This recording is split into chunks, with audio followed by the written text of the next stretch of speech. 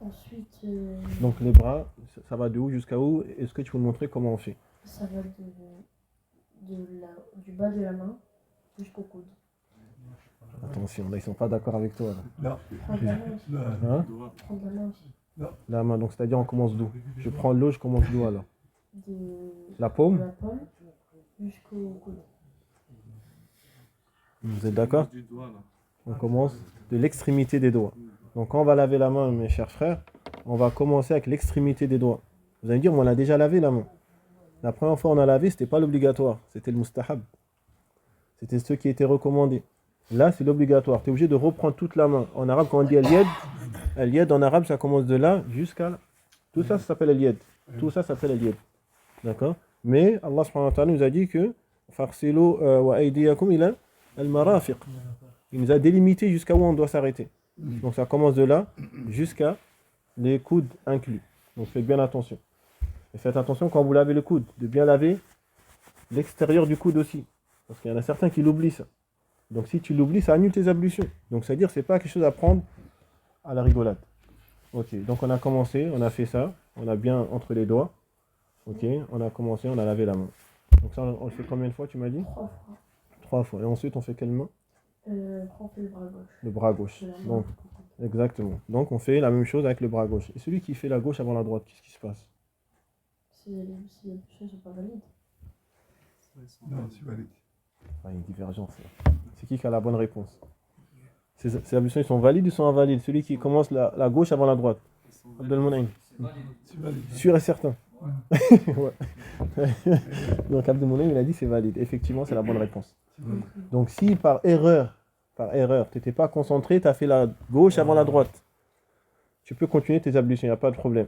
Mais le mieux, dans lequel tu as plus de récompenses, c'est de commencer toujours avec la droite. Que ce soit le pied ou que ce soit la main. Simple. Donc là, nos mains, ils sont propres. Ensuite, on fait 3 fois la tête. on fait 3 fois la tête. Est-ce que c'est la bonne réponse? Alors c'est quoi? Tu penses que tu as la bonne réponse? Ah, sainte. C'est quoi ton prénom? Ton prénom c'est Nassim? Nassim, barakallah fik Nassim. Donc effectivement, c'est une seule fois la tête. Attention à ne pas faire 3 fois. Si tu fais 3 fois, tu as augmenté quelque chose qu'Allah ne t'a pas légiféré.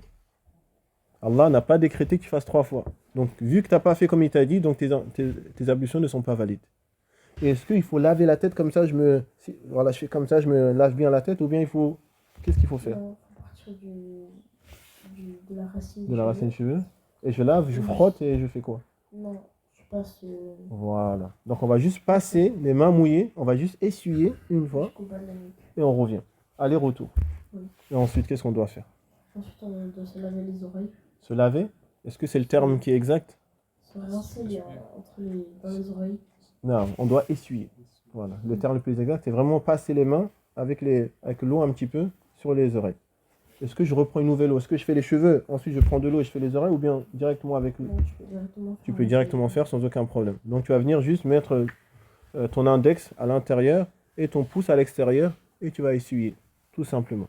Et ne pas laver. Parce que si tu laves, si tu viens, tu frottes et tout, tu as fait quelque chose qu'Allah ne t'a pas légiféré. Allah il a dit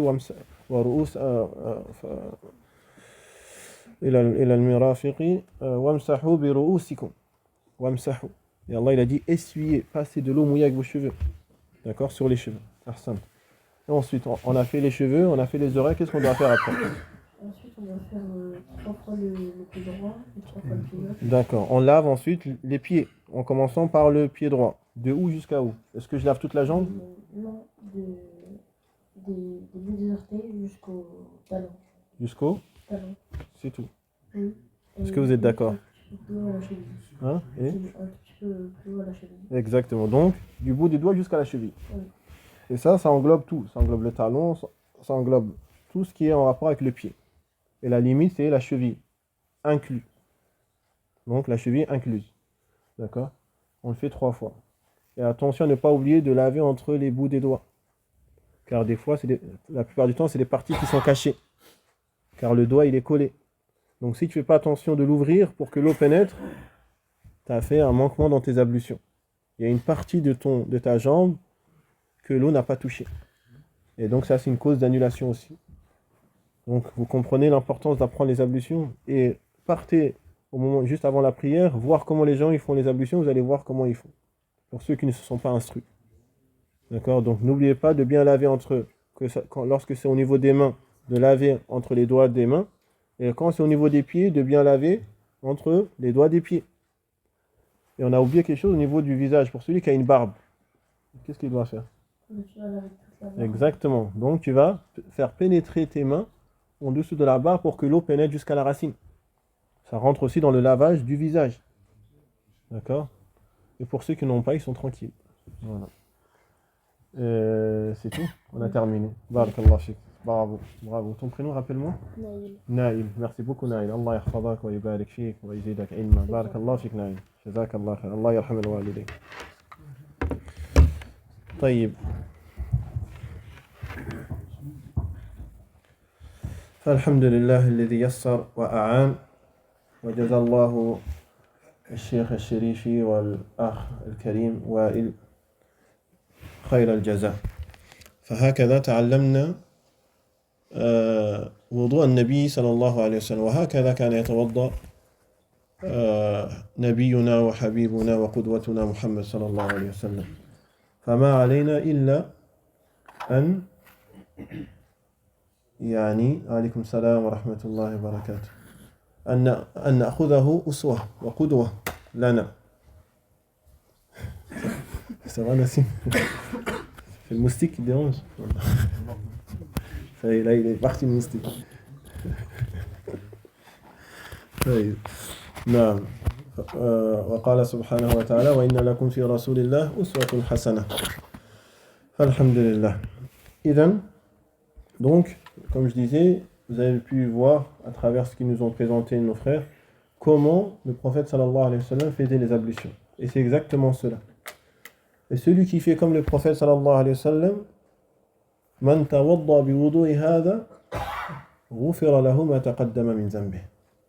Celui qui fait exactement les ablutions que le prophète sallallahu alayhi wa sallam a ordonnées, la récompense c'est que Allah lui pardonnera ses péchés antérieurs.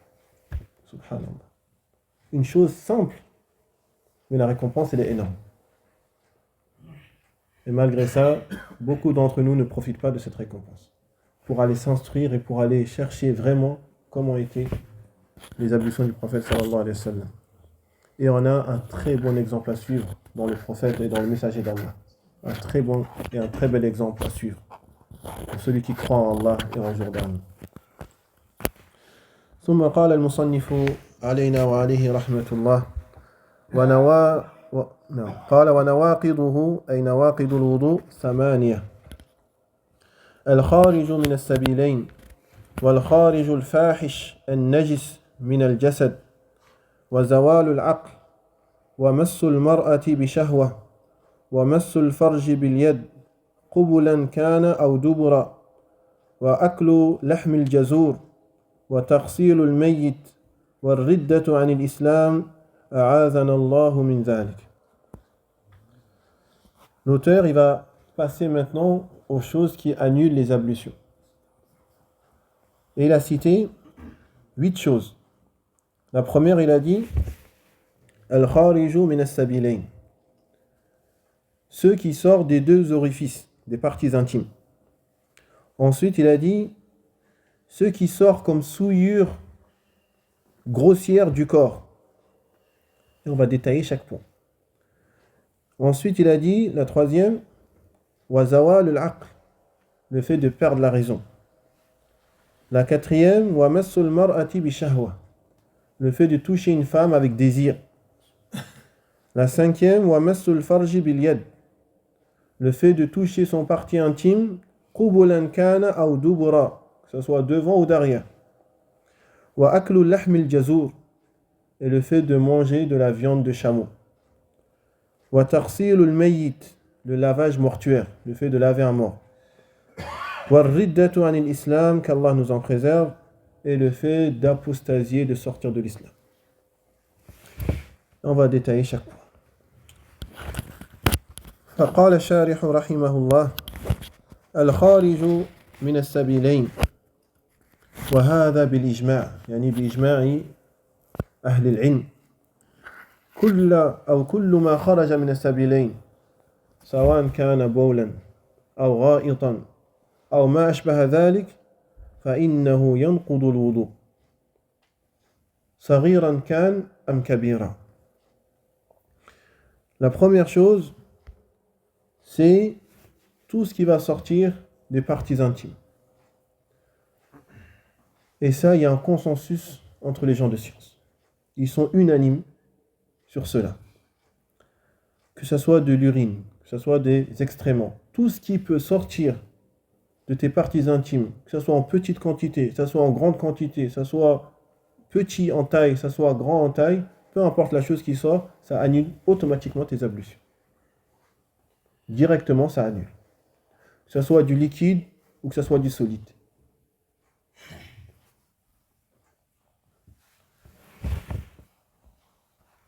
Et que ce soit par devant, que ce soit par derrière. Et ça, c'est une chose à faire très importante. C'est une chose à faire très attention et une chose très importante à savoir.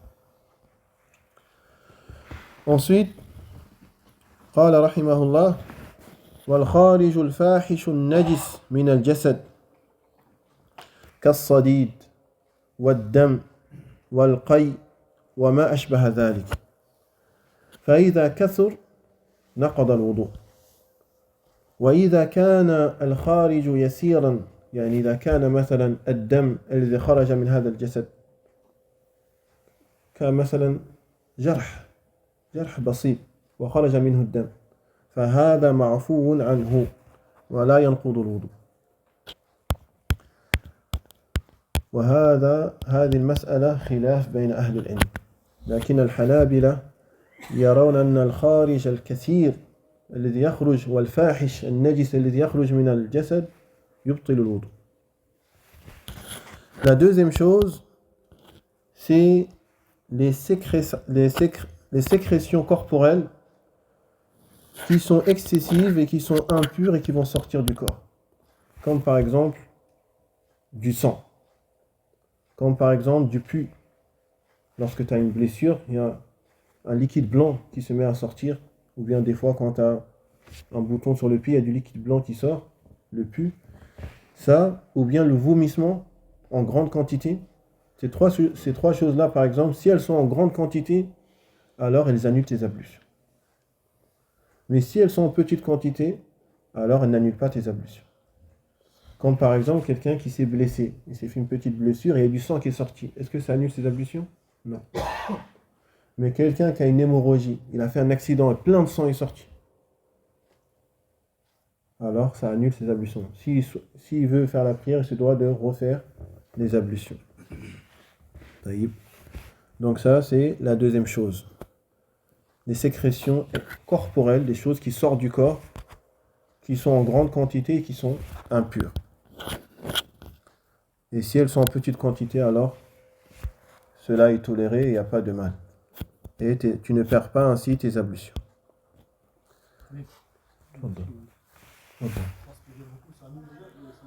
Wa alaykum salam. Wa alaykum salam. Des chaises? Est-ce que Naïd, tu peux lui ramener des chaises, s'il te plaît? Hein? Des chaises ou l'accès? L'accès? C'est qui a la clé? Ah, voilà. Haj Ali, il est parti, c'est bon. La transpiration. Non, transpiration, c'est pas quelque chose de fahish. C'est pas quelque chose de najis. C'est pas quelque chose d'impur. Donc il n'y a pas de mal dans ça. Ça annule pas tes ablutions, la transpiration. Abada. Parce que c'est une chose que. La transpiration, c'est une chose que tu ne peux pas maîtriser. Tu ne peux pas maîtriser ta transpiration. Ni la quantité, ni le moment. D'accord? Donc ça, c'est quelque chose qui n'annule pas les ablutions. Mais le fait de vomir, le fait d'avoir du sang en grande quantité qui sort de ton corps, etc., parmi ces choses-là, dans ce cas-là, ça annule les ablutions. Barakallahu fik. ثم قال الناقض الثالث وزوال العقل فإذا زال العقل ينقض الوضوء سواء زال العقل باختياره أو بدون اختياره سواء كان زوال العقل بنوم أو بسكر أو بمرض وما أشبه ذلك فإن هذا ينقض الوضوء. قال باختياره مثلا لو شرب الإنسان مسكرا فزال عقله 3 ساعات ثم عاد عقله وأفاق نقول له يجب عليك أن تتوضأ قبل أن تصلي. هذا باختياره، شرب المسكرات والعياذ بالله أو شرب المخدرات وما أشبه ذلك. أو بغير اختياره مثل الإغماء، إذا أغمي على الإنسان فإذا أفاق يجب عليه أن يتوضأ. قال ومثل ذلك البنج للعملية، لو شخص توضأ ثم أعطي البنج ثم عمل عملية وبعد أن خرج قال أريد أن أصلي، نقول له ما دام أن عقلك زال خلال هذه الفترة يجب عليك أن تعيد الوضوء. نعم. فهذا في مسألة زوال العقل من موجبات الوضوء. La troisième chose qui annule tes ablutions, c'est le fait de perdre la raison, le fait de perdre la conscience, que ce soit fait volontairement ou involontairement. Par exemple, celui qui va dormir, il va perdre la conscience. Donc automatiquement, le fait de dormir annule les ablutions. Le fait de boire des boissons alcoolisées ou bien de prendre des produits de stupéfiants qui jusqu'à perdre la conscience, jusqu'à ne plus savoir ce que tu fais et ce que tu dis, alors cela annule les ablutions. Et tu te devras de refaire tes ablutions avant de passer à l'adoration. Ou bien quelque chose d'involontaire. Quelqu'un il a perdu la conscience mais involontairement, il s'est évanoui. Soudainement il s'est évanoui. Ou bien il a fait une crise d'angoisse, d'anxiété, etc. Il a perdu la conscience. Quand il se réveillera, on lui dira fais tes ablutions. Et pareil pour celui qui doit faire une opération et qui est sous anesthésie. Bon, il se peut que pendant plusieurs heures, il n'ait plus la conscience du tout. Lorsqu'il se réveillera et qu'il dit par exemple je vais faire la prière, on lui dira fais tes ablutions avant de faire ta prière, car tu as perdu la conscience durant ce moment-là. Non. Donc, ça c'est le troisième annulatif des ablutions. ثم قال والناقض الرابع مس المرأة بشهوة، وهذا على قول المصنف رحمه الله بأن مس المرأة بشهوة من نواقض الوضوء، والصحيح أن مس المرأة بشهوة لا ينقض الوضوء. وقوله سبحانه وتعالى أو لامستم النساء، قال سبحانه وتعالى ومن كان منكم مريضا أو على سفر أو جاء أحدكم من الغائط أو من السفر من الغائط أحسنت بقى. أو جاء أحدكم من الغائط أو لامستم النساء فإن لم تجدوا ماء فتيمموا صعيدا طيبا وامسحوا بوجوهكم وأيديكم. هذا في المائدة وفي النساء وأيديكم. أحسنت بارك الله فيك. Donc ماذا أو لامستم النساء، فالملامسة معروفة عند العرب، أو لامستم النساء الملامسة، لكن المقصود هنا كما قاله المفسرون هو الجماع وليس الملامسة، ولذلك حصل الخلاف في هذه المسألة، لكن الصحيح كما جاء في حديث عائشة أم المؤمنين رضي الله عنها أنها قالت كان رسول الله صلى الله عليه وسلم يقبل بعض أزواجه ثم يخرج إلى الصلاة ولم يعيد الوضوء. فلا شك أن الإنسان إذا قبل زوجته فلا بد من الملامسة، والنبي صلى الله عليه وسلم لم يتوضأ بعد تقبيله لبعض زوجاته عليه الصلاة والسلام. فالقول الصحيح والله تعالى أعلم بالصواب أن ملامسة المرأة ولو كان بشهوة ليس من نواقض الوضوء إلا إذا خرج الشيء، إلا إذا خرج المذي أو خرج المني، حينئذ يجب عليه أن يعيد الطهارة. Ensuite, le quatrième annulatif, c'est ce qu'a dit l'auteur ici, le fait de toucher une femme avec désir. Et ça, beaucoup de gens de science ont cet avis-là, que juste le fait de toucher une femme est un annulatif des ablutions. Que ce soit de manière directe, un attouchement direct avec la peau, ou que ce soit sous un intermédiaire, par exemple, la toucher, mais il y a son vêtement, il y a son pull, etc. Ils voient que ça annule les ablutions. Pourquoi? Parce que tu as de fortes chances qu'il y ait quelque chose qui sort, comme le liquide séminal, comme le sperme, etc. C'est possible, surtout si c'est avec désir. Tu ne contrôles pas ta personne. Et quelque chose peut sortir de tes parties intimes. Donc beaucoup parmi les gens de science voient que le fait de toucher une femme avec désir, donc là ils ont bien précisé, avec désir. Car si c'est pas avec désir, ils sont d'accord que ça n'annule pas les ablutions. Pourquoi? Parce que Allah subhanahu wa ta'ala a dit dans le Coran, en citant ceux qui annulent les ablutions, il a cité un mot qui s'appelle la massa, le fait de toucher. Il a dit le fait ou bien le fait de toucher les femmes. Et c'est ce mot-là qui a été la divergence dans cette question. Est-ce que le toucher ici, c'est le toucher normal, ce qu'on appelle toucher, ou bien c'est un autre sens qui est voulu? Et les exégèses du Coran, ils disent que ici le mot toucher, c'est pas le toucher qui est connu, mais c'est les rapports intimes. Si vous avez des rapports intimes avec vos femmes, alors vous devez refaire les ablutions. Et donc ça, c'est la parole la plus authentique et c'est la parole qui se rapproche de la vérité. Que le fait de toucher une femme, même si c'est avec désir, ça n'annule pas les ablutions. Pourquoi? Parce que Aïcha, la mère des croyantes, elle nous rapporte que le prophète sallallahu alayhi wa sallam embrassait ses femmes avant de partir pour diriger la prière et il ne refaisait pas ses ablutions.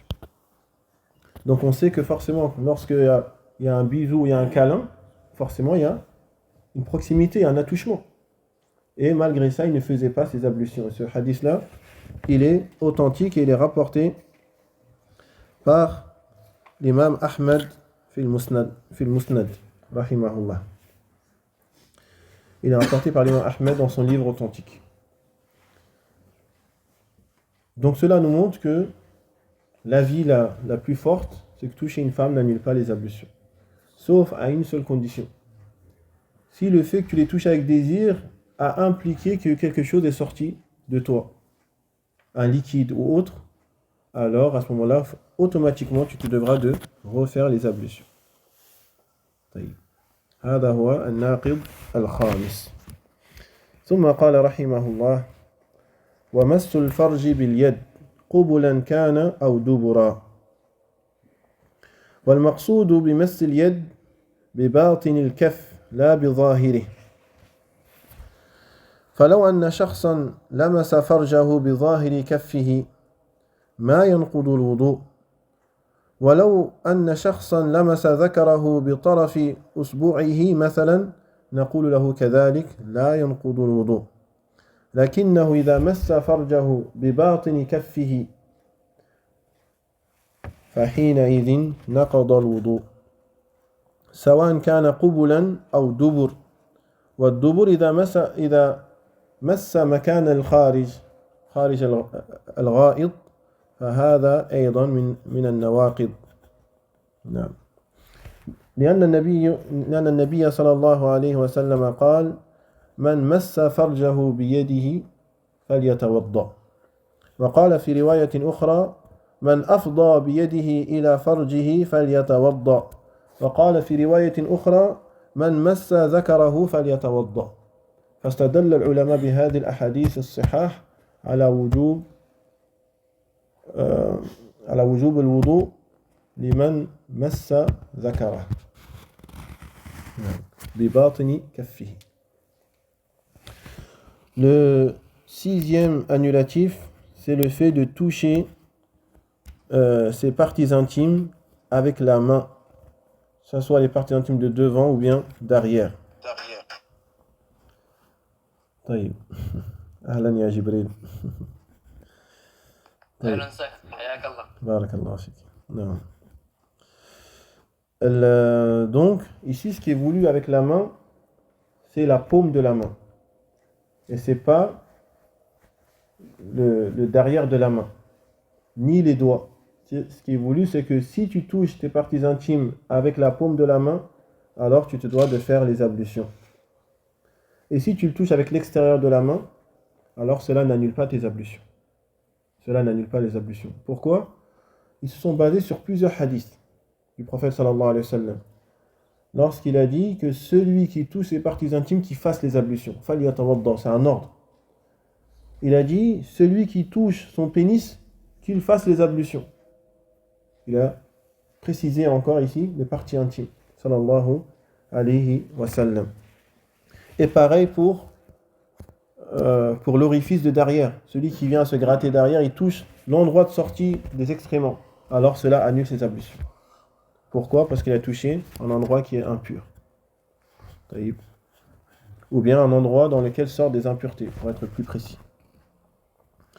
Donc ça, c'est la sixième chose. Et ça aussi, c'est quelque chose à savoir. Maintenant, celui qui touche ses parties intimes, mais par exemple, alhamdulillah, cela nous montre que la religion, elle n'a rien laissé. Même les choses les plus entre guillemets, les plus tabous. La religion, elle est complète. Tu ne peux pas venir et dire il y a quelque chose qu'il y a pas il y a quelque chose qu'on n'a pas compris et qui n'est pas dans la religion. C'est impossible. L'islam n'a rien laissé. Walillahi alhamd wal minna. On remercie Allah subhanahu wa ta'ala de nous avoir accordé cette belle religion. Même les choses comme ça, les plus intimes, les plus... Elle a tout donné. Alhamdulillah. Celui qui touche son partie intime, mais il a son caleçon. Ou bien il a son pantalon. Est-ce que ça annule ses ablutions ou pas? Non. Parce qu'ici, il n'a pas touché avec la paume de la main. Il y a un intermédiaire. S'il y a un intermédiaire, alors cela n'affecte pas ton état de pureté. Mais tant qu'il n'y a pas d'intermédiaire et que tu le touches, alors cela va annuler tes ablutions, que ce soit pour l'homme ou pour la femme. Que ce soit pour l'homme ou pour la femme. Tout ce qu'on a cité jusqu'à présent, c'est valable pour les deux. ثم قال رحمه الله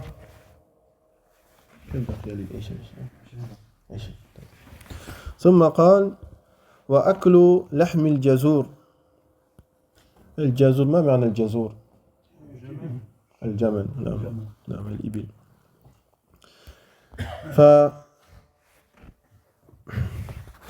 فأكل لحم الإبل من النواقض للوضوء عند مذهب الحنابلة، ولعل هذا هو الصواب، لأن النبي صلى الله عليه وسلم سئل عن لحم الإبل، فلما سأله رجل قال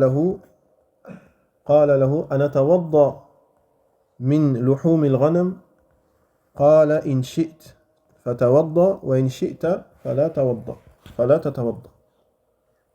ثم سئل أنا أتوضأ من لحوم الإبل؟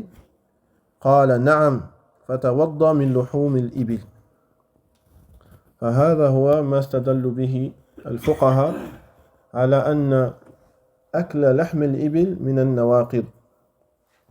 فمن أكل لحم الإبل نقض الوضوء، لكن من أكل الكبد أو أكل الشحم هل هذا من النواقض أيضا؟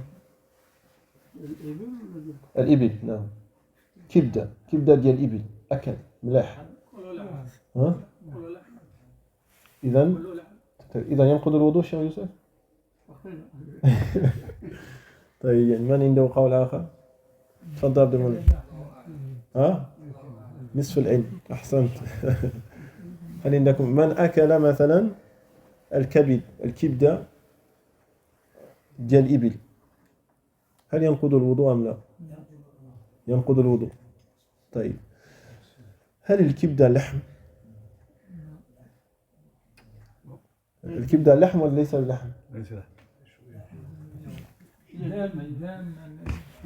ها؟ دم. الكبدة ليس لحم. بل هي دم. دحم غليظ، دم غليظ وليس بلحم. والنبي صلى الله عليه وسلم قال من أكل لحم الإبل. فالعلماء قالوا أن الكبد أو الشحم ديال الإبل لا ينقض الوضوء، حتى لو استعملت الشحم ديال الإبل للطبخ هذا لا ينقض الوضوء أبدا، لأنه ليس داخل في مسمى اللحم، ليس داخل في مسمى اللحم. طيب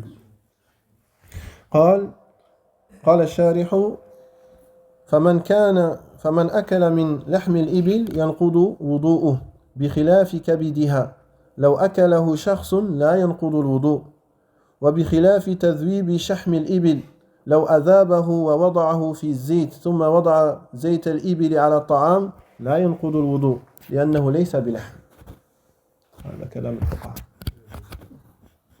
كلام عظيم جدا. الحليب والبول ديال الإبل كلها ليس من النواقض الوضوء. نعم ليس من النواقض الوضوء. نعم. سؤال جيد هذا السؤال، هل بول الإبل نجس؟ لا يشرب. انتظر. لا شيخ يوسف؟ البول التجربة ديال الإبل جائز. لا ها؟ ايش قال؟ من يصلي في زريبة الإبل صلاته جائزة. لا يجوز أن تصلي في أماكن تبرك الإبل، لا يجوز. Je sais que les francophones ils vont se dire mais qu'est-ce qu'ils disent là, ils disent tout, qu'est-ce qu'ils disent. Inch'Allah on va venir à vous les francophones. D'où l'importance d'apprendre l'arabe. Là on est en train de se dire des choses très importantes en arabe et peut-être il y en a qui comprennent pas, ils disent mais qu'est-ce qu'ils font. C'est quoi qu'ils sont en train de se raconter là, on veut comprendre nous aussi. هل بول الإبل أولا جائز للشرب، والثانيا هل هو نجس أم طاهر؟ هو طاهر. ها في واحد آخر جوج شيخ علي، طاهر ولا نجس البول؟ بول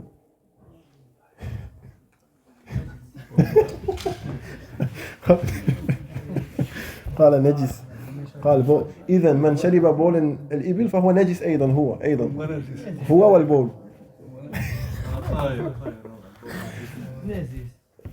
بول الإبل نجس. طيب من شربه؟ فالنبي صلى الله عليه وسلم قال لبعض أصحابه اذهبوا واشربوا بول الإبل واللبن. أنا ما شربوش. لا أنت ممكن لا تشرب، لكن الحكم الشرعي أنت ممكن ما تحب، هذا شيء طبيعي ما يضر، لكن الحكم الشرعي شرعا يجوز ولا يجوز ولا ما يجوز. طيب بارك الله فيكم أيها الإخوة. بول الإبل طاهر، كل ما يؤكل لحمه فبوله طاهر، كل ما يؤكل لحمه سواء البقر الغنم الإبل، كل هذا إذا نزل في ثوبك بول الإبل صلي، ما عندك مشكلة، ما عندك أي مشكلة. نعم. يقوي الجسد. البول جاء فيه بعض الأحاديث للعلاج. النبي صلى الله عليه وسلم لما حث بعض أصحابه إلى أن يشربوا بول الإبل كان للعلاج، كان عنده أمراض في البطن، وليس الأمر هكذا. بعض الناس يظن أن يذهب إلى السعودية، يذهب إلى البلاد يشرب بول الإبل هكذا، يريد أن يجرب يشوف كيف الطعم. طعم بول، طعم ليس مشروب، ليس عصيرا. بعض الناس عندهم فضول، يريد أن يجرب كل شيء. سمع أن بول الإبل يعالج السرطان، عافاني الله وإياكم، يعالج هذا الأمر. سبحان الله، وجد بعض الأطباء أن بول الإبل يعالج السرطان وهذه الأمراض، لكن هذا للعلاج. هل واحد يذهب ويشرب يعني بعض الأدوية هكذا يقول أنا أريد أن أجرب بعض الأدوية؟ لا، العلاج شيء والتجربة شيء آخر. طيب بارك الله فيكم. إذن نسيت ماذا كنا نقول. فبول الإبل طاهر، وطبعا لحمه طاهر، والحليب طاهر، وهذا لا بأس به. نعم. Donc pour les francophones, on est enfin à vous. La sixième chose, c'est le fait de manger de la viande de chameau. Naam. la viande de chameau est une chose qui annule les ablutions. Et la preuve de ça, c'est qu'on a interrogé le prophète sallallahu alayhi wa sallam. On lui a demandé, est-ce qu'on doit faire les ablutions si on mange de la viande de mouton, al-ghanam. Il a dit, si tu veux, tu fais les ablutions, sinon, si tu veux pas, tu n'as pas besoin de faire les ablutions. C'est facultatif, à ton choix. On lui a demandé, est-ce qu'on doit faire les ablutions si on mange de la viande de chameau? Il répondit oui. Si tu manges de la viande de chameau, fais tes ablutions. Et là, il a donné un ordre. Il a dit, fais tes ablutions. Donc cela nous montre, ce hadith, que manger de la viande de chameau est une chose qui annule les ablutions. Et donc, la question qui se pose, donc, est-ce que le foie, est-ce que la graisse, celui qui mange de la graisse de chameau, ou bien celui qui mange ce qu'on appelle le kibda, le foie de chameau, est-ce que ça annule les ablutions ou pas? Ça, c'est pour les francophones, personne d'autre répond. Que les francophones. Hein? Qui a dit oui? Ça annule les ablutions. Si tu manges le foie, ça annule les ablutions. Pourquoi? Parce que c'est dans le chameau. Hein? Donc tout ce qui est dans le chameau, forcément, ça annule les ablutions. D'accord. Est-ce qu'il y a autre chose? Allez les francophones, allez, faites un peu d'effort. C'est pas de la viande. C'est pas de la viande. Est-ce que le foie, c'est de la viande? C'est une partie du chameau. Mais est-ce que c'est de la viande? Non, t'as pas répondu à la question. Là, t'as détourné, là. T'es parti, t'as fait comme ça. T'as fait le rond-point, là. Est-ce que le foie, c'est de la viande ou pas? C'est quoi? Ah, c'est des abats. C'est Des abats, c'est comme le cœur, les poumons, le foie, c'est des abats. Donc, c'est pas de la viande. Du sang, faut pas considérer. Non, toi, t'as répondu. Toi, t'as répondu avec les arabophones, tu réponds avec les francophones. Hein? Non. Donc, le foie, c'est du sang. C'est du sang coagulé. C'est du sang solide. Et c'est pas de la viande. Même si lorsque tu manges, tu as l'impression de manger quelque chose de viande. Mais c'est pas de la viande. Donc, c'est pour ça que les savants, ils disent que le prophète sallallahu alayhi wa sallam, il a incité sur le fait que ça soit de la viande. Et donc, le foie, c'est pas la viande, donc ça annule pas les ablutions. Pareil pour celui qui va utiliser de la graisse de chameau pour faire... Attends, ça jamais. T'es son avocat? Il est timide. Il est timide? Depuis quand il dit qu'il est timide?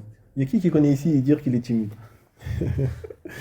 Donc celui qui, par exemple, comme à l'époque, ils n'avaient pas de l'huile végétale. C'est-à-dire qu'ils viennent, ils ont la bouteille d'huile. Non, ils utilisaient de la graisse.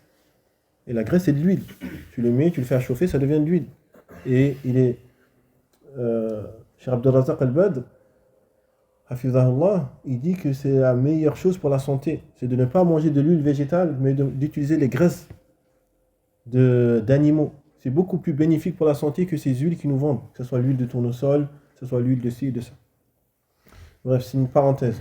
Donc celui qui va utiliser de la graisse de chameau et qui va le mettre dans sa poêle et ensuite il fait sa nourriture, est-ce que ça annule ses ablutions? Parce que là, la graisse, ça vient du chameau aussi. Hein? Donc ça annule pas, parce que la graisse, c'est pas de la viande aussi. C'est de l'huile. C'est pas de la viande. Donc ça annule pas les ablutions. Maintenant, une question qui se pose. Est-ce que c'est autorisé de boire de l'urine de chameau? Est-ce que déjà, l'urine de chameau, c'est pur ou c'est impur? Et est-ce que c'est obligé de boire ou pas? Est-ce que c'est légiféré de boire ou pas? Question pour les francophones. Allez, c'est parti. C'est pur, donc je peux le boire. Ça soigne, je crois. D'accord, ok. Donc première réponse. Les autres, allez. Après, je sais pas. Naïm, attends. Je pense que oui, mais t'es pas sûr. Ok. Khalas? Est-ce qu'il y a quelqu'un d'autre? Moi, ça dépend de la situation. Ça dépend de la situation. C'est vraiment dans la survie. De l'urine. Donc on a bien dit de l'urine. Si tu es dans la survie, t'es vraiment dans Si tu es en cas de nécessité. Tu as autre chose, tu vas mourir de soif, tu trouves que ça. Voilà. Je pense que peut-être à ce moment-là, mais c'est vraiment... En cas de nécessité, je trouve qu'une bouteille d'alcool. Je bois ou je bois pas? Non, une bouteille d'alcool, non, parce que... Nécessité. Si je bois pas, je meurs. Non, mais l'alcool, c'est pas de l'eau. Ça ne sera pas considéré comme de l'eau. Ça va- Mais si je ne bois pas, je vais mourir. Ouais, non, mais l'alcool, Donc je meurs. c'est encore pire. Donc je me laisse mourir. L'alcool, c'est encore pire. Parce que l'alcool, ça te dessèche. D'accord, donc c'est-à-dire je me laisse mourir. Mais le chameau, non. Je compte les minutes et j'attends jusqu'à que la mort elle vient et je dis tant pis. Non. Donc en cas de nécessité, tout devient halal. Même ce qui était interdit. À condition de boire ce qui va juste te permettre de survivre. Tu es dans le désert, tu vas mourir, tu sens que ta vie elle est en danger. Et tu trouves une bouteille de vodka. Il n'y a que ça. Tu ne sais pas comment elle est venue ici. Tu as le droit d'en boire la nécessité qui te permet, juste la quantité qui te permet de survivre. كما قال الفقهاء الضروريات تبيح المحظورات. La nécessité rend licite l'interdit. Non. Donc ça, c'était pas la question. La question, c'est par rapport à l'urine.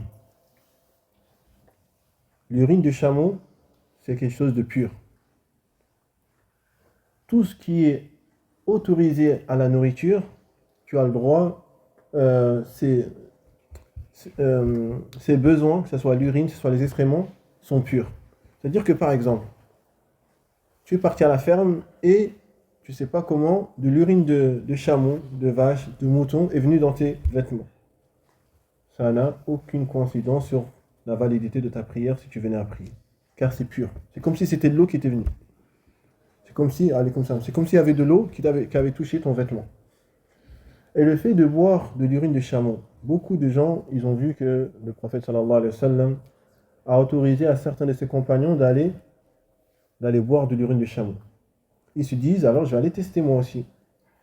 Je vais partir en Arabie Saoudite, à Médine, il y a des chameaux. Je vais demander qu'on me laisse boire aussi de l'urine de chameau pour voir c'est quoi le goût.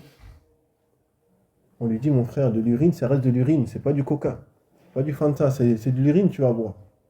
Et c'est un traitement. Le prophète, quand il a demandé ça, quand il a ordonné à certains de ses compagnons qui avaient une maladie au niveau du ventre, il leur a dit, partez boire du lait et de l'urine de chameau.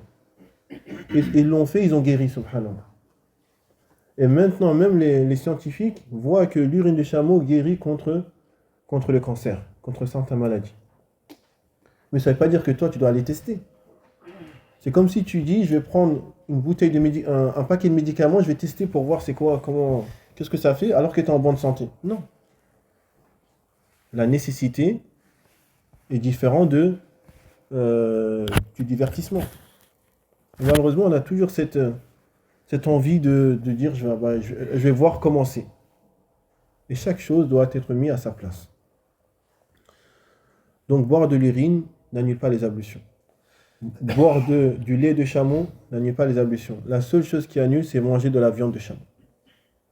C'est manger de la viande de chameau. Taïb. Non, bien sûr. C'est quoi la viande de chameau en particulier? Il est quoi le chameau? Wallahu ta'ala a'lam. Yani, هذه المسألة عبودية. C'est une question qui révèle en fait, de suivre ce que Allah subhanahu wa ta'ala nous a légiféré. Est-ce qu'il y a une raison particulière? Ça n'a pas été énoncé dans le hadith. Certains, ils ont trouvé des suppositions. Mais en tout cas, il n'y a rien de clair dans lequel le prophète il a dit c'est à cause de ça ou à cause de ça. Et ça, il y a beaucoup de questions dans la religion dans lesquelles la seule chose qui t'est demandée, c'est de suivre. De ne pas chercher le pourquoi du comment. Non. طيب ثم قال رحمه الله وتغسيل الميت ينقض الوضوء وهذا عند الحنابلة لكن الصحيح أن غسل الميت لا ينقض الوضوء. قال العلامة ابن باز علينا وعليه رحمة الله تغسيل الميت من نواقض الوضوء لأنه في الغالب قد تمس يده العورة ولأنه يحصل له من الضعف ما هو جدير بأن يتوضأ حتى ترجع إليه قوته ونشاطه. هذه المسألة على خلاف بين أهل العلم. هل إذا غسل الإنسان ميتا هل ينقض الوضوء أم لا؟ القول الأول أنه ينقض الوضوء، والقول الثاني أنه لا ينقض الوضوء، والأحوط أنه يتوضأ. هذا هو الأحوط لأن الخلاف قوي جدا بين أهل العلم. L'annulatif suivant, c'est le fait de laver un défunt. Les gens de science l'ont mis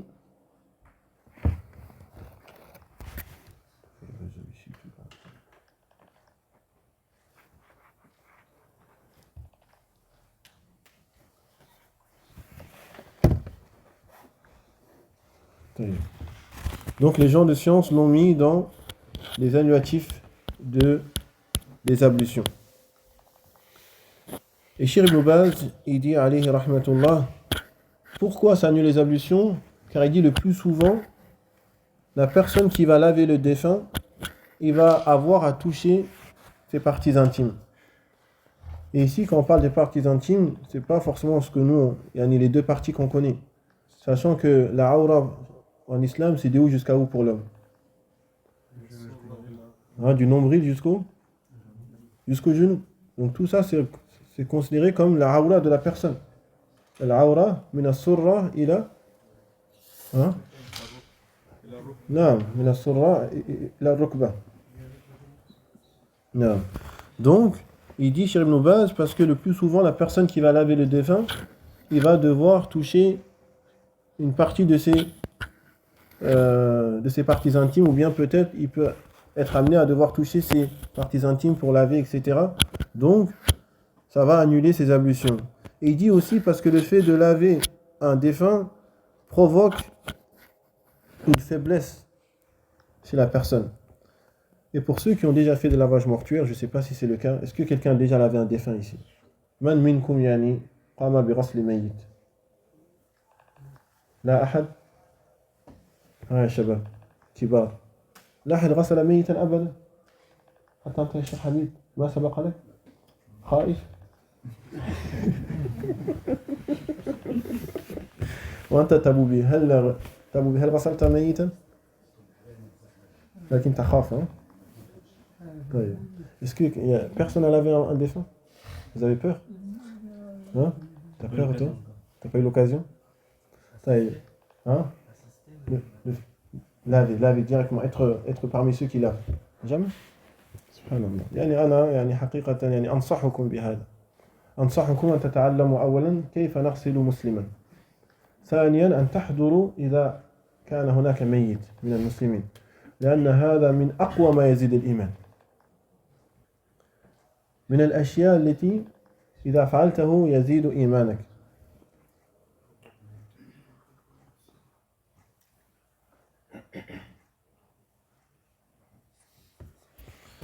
نعم وأيضا يذكرك بالموت إذا وجدت يعني إذا رأيت هذا الإنسان ميت لا يتحرك وليس عنده شيء خلاص يعني فارق الدنيا فكفى بالموت واعظا كفى بالموت واعظا والنبي صلى الله عليه وسلم قال أكثروا من ذكر هازم اللذات أكثروا من ذكر هازم اللذات الموت.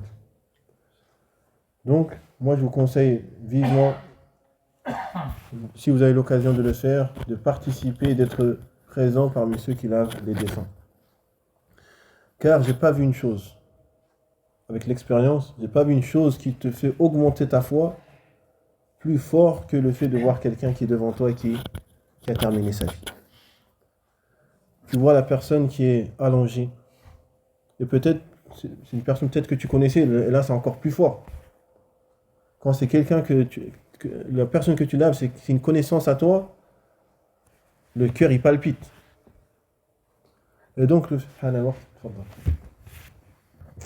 donc on continue après le adhan. Allahu Akbar, Allahu Akbar. الله أكبر الله أكبر أشهد أن لا إله إلا الله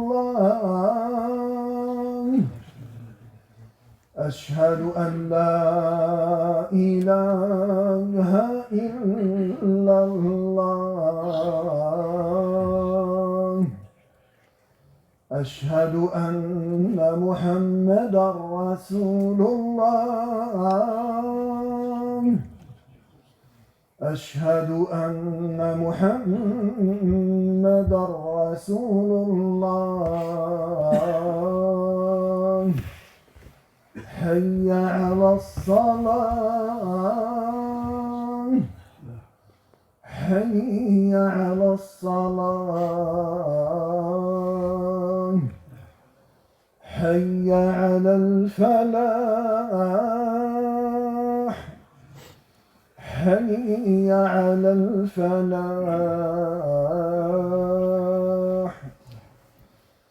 الله أكبر الله أكبر لا إله إلا الله.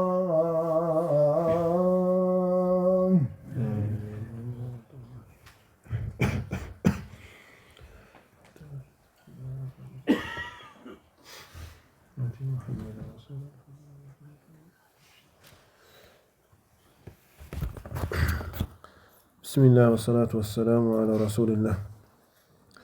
Donc je disais, le fait de laver les défunts, déjà ça va te permettre de savoir comment on effectue cette adoration-là, car tu es récompensé. C'est une adoration comme toutes les autres adorations. Et il peut arriver que tu te trouves dans une situation où il n'y a personne qui peut laver cette personne si ce n'est toi. Donc tu te dois de savoir cette chose-là et de t'instruire. Deuxièmement, le fait de voir que la finalité de cette vie, c'est d'être ainsi, que la vie elle se termine comme ça, où tu ne peux plus rien faire, tu es allongé, tu ne peux plus bouger, tu ne peux plus parler. Ça va te réveiller et te faire sortir de cette bulle qui est cette vie d'ici-bas. Ça va te rappeler que la seule réalité et le seul objectif qu'on doit avoir, c'est l'akhira. Car tu peux vivre 50, 60, 100 ans dans cette vie d'ici-bas, viendra un jour où tu vas la quitter, obligatoirement. Et le prophète sallallahu alayhi wa sallam a dit accentuer le rappel de celle qui détruit les plaisirs, qui est la mort. Rappelez-vous tout le temps ça. Malheureusement, nous, ce qui nous manque, c'est qu'il y a très peu de choses qui nous rappellent ça. Bien au contraire, la plupart des choses nous rappellent que la vie elle est longue. Profite de ta jeunesse, profite de ton avenir, crée ton avenir, organise ton avenir, planifie ton avenir. Et il n'y a rien qui nous dit, mais n'oublie pas que tu vas quitter cette vie d'ici-bas. Mais avec quoi tu vas le quitter? C'est ça la question. Et comment tu vas le quitter? Et le fait d'aller laver ces morts-là, ces défunts, va te faire comprendre et tu vas prendre conscience que cette vie n'a aucune valeur. Peu importe ce que tu possèdes comme bien, peu importe ta santé, peu importe ta force, peu importe ton poste, peu importe ta lignée, peu importe tout. Tu vas la quitter avec rien du tout, avec ce morceau de tissu, et ensuite les gens vont t'enterrer. Et c'est l'un des meilleurs moyens pour augmenter ta foi. Wallah, que lorsque tu laves un défunt que tu sors, tu ne ressors pas pareil. Tu ne ressors pas pareil.